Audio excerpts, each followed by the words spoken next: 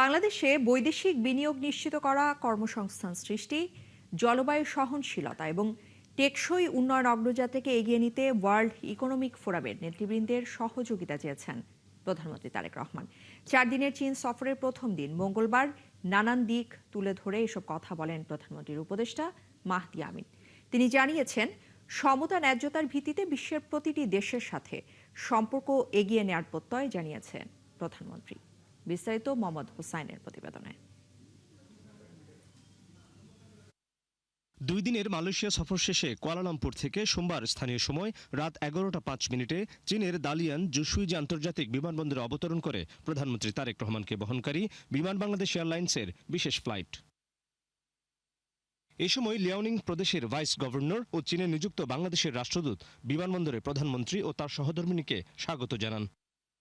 মঙ্গলবার সকালে world economic ফোরামের প্রেসিডেন্টের সঙ্গে সৌজন্য সাক্ষাৎ করেন প্রধানমন্ত্রী। পরে চলমান ওয়ার্ল্ড ইকোনমিক ফোরামের সম্মেলনে পরিবর্তনশীল বৈশ্বিক পটভূমিতে জলবায়ু নেতৃত্ব শীর্ষক অধিবেশনে যোগ দেন তিনি।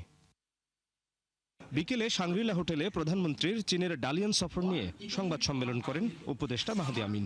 এই সম্মেলনের মাধ্যমে মূল লক্ষ্য বাংলাদেশে অধিকতর বৈদেশিক বিনিয়োগ নিশ্চিত করা, কর্মসংস্থান সৃষ্টি করা, জলবায়ু সহনশীলতা এবং টেকসই উন্নয়নের যে অগ্রযাত্রা রয়েছে সেটিকে আন্তর্জাতিক বিনিয়োগ এবং অংশীদারিত্বের সাথে আরো গভীরভাবে সম্পৃক্ত করা।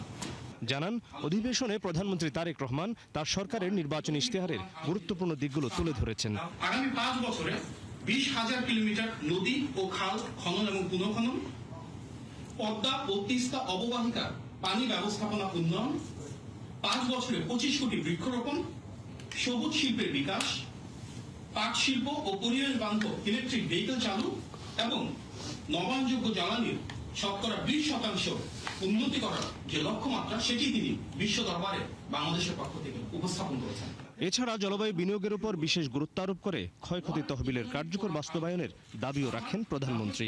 ক্ষয়ক্ষতি তহবিলের যেটিকে internationally loss and damage fund বলে, সেটির কার্যকর বাস্তবায়ন, সহজলভ্য ও পর্যাপ্ত জলবায়ু অর্থায়ন নিশ্চিতকরণ এবং প্রশমন ও অভিযোজন কার্যক্রমে সমান গুরুত্ব দেওয়ার উপর জোর দিয়েছেন।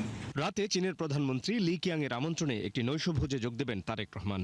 দালিয়ানের পর আগামীকাল প্রধানমন্ত্রী চীনের রাজধানী বেইজিংয়ে যাবেন। মোহাম্মদ হুসাইন, ৭১